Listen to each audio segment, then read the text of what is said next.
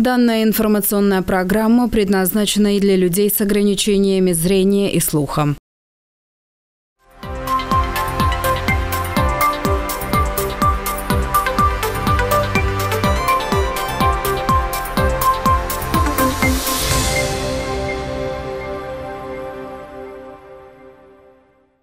Здравствуйте! В эфире новости на канале АТВ, в студии Елена Янак. Основные новости на сегодня.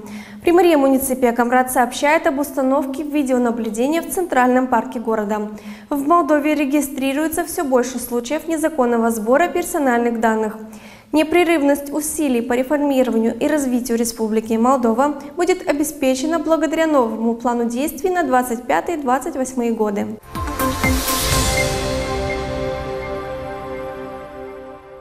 В Центральном парке муниципии Камрад установлены камеры видеонаблюдения.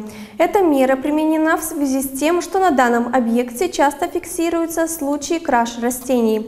Система видеонаблюдения поможет властям выявлять нарушителей и обеспечивать общественный порядок.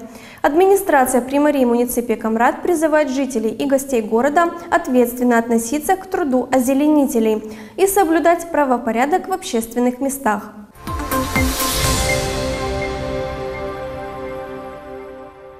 Полиция предупреждает граждан не отвечать на подозрительные телефонные сообщения и не предоставлять никакую личную информацию.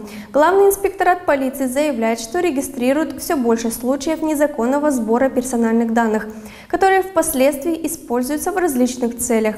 Если вы получили подобное сообщение, мы призываем вас не предоставлять информацию злоумышленникам. Заявители являются мошенниками, но ни в коем случае не лицами, аккредитованными Национальным центром защиты персональных данных, говорится в информации, предоставленной полицией. Чаще всего цель сообщений – лишить людей финансовых средств, используя их личные данные. Полиция призывает к осторожности, а в случае сомнительных запросов рекомендует немедленно сообщать об этом по номеру службы экстренной помощи 112.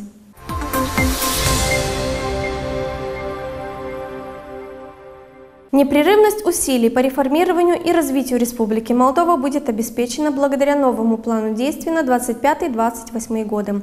Документ будет принят до конца этого года, заявил генеральный секретарь Совета Европы Ален Берсем на встрече с вице-премьер-министром иностранных дел Михаилом Попшой в Нью-Йорке.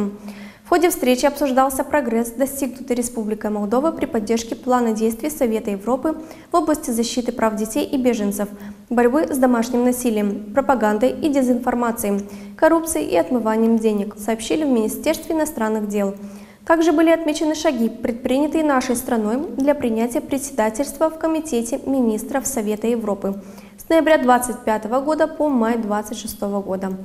В Нью-Йорке молдавский министр иностранных дел принял участие в 79-й сессии Генеральной Ассамблеи ООН, а также в других сопутствующих мероприятиях.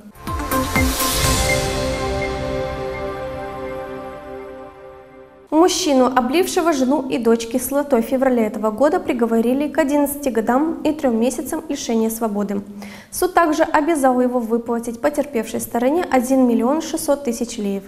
По данным Генпрокуратуры, 56-летний обвиняемый, находясь в квартире в секторе Ботаника столицы, инициировал конфликт со своей 36-летней женой.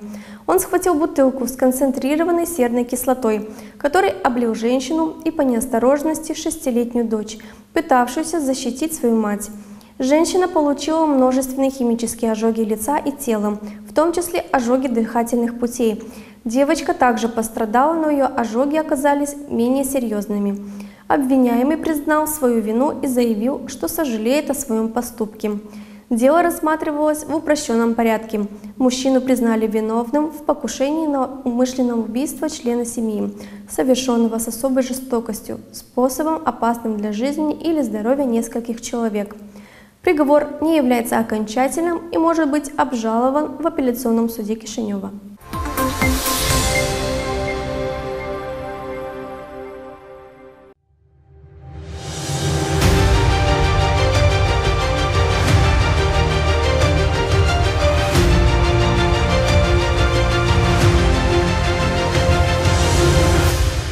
Бюллетень для голосования на президентских выборах, которые состоятся 20 октября, будет иметь длину почти 32 см и ширину 14 см.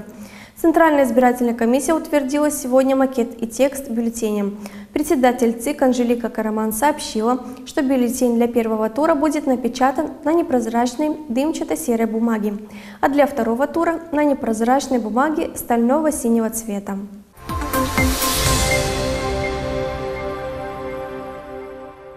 Центр избирком информирует конкурентов на выборах и участников референдума, что не будет реагировать на политические вызовы, поскольку миссия учреждения – обеспечить правильную организацию и проведение выборов, не ввязываясь в политические споры. Призыв прозвучал в контексте недавних атак на учреждение. ЦИК рекомендует конкурентам на выборах оспорить в суде решения, которые они считают незаконными. Мы призываем конкурентов на выборах держаться в рамках цивилизованного политического поведения, строго соблюдать положения действующего законодательства и отказаться от любых попыток оказать влияние на ЦИК, поскольку они обречены на провал, говорится в распространенном пресс-релизе. ЦИК призывает к ответственности и просит политических деятелей и конкурентов на выборах осознавать, что любые нападки на комиссию, основанные на политических интересах, может поставить под угрозу климат, в котором должна проходить избирательная кампания.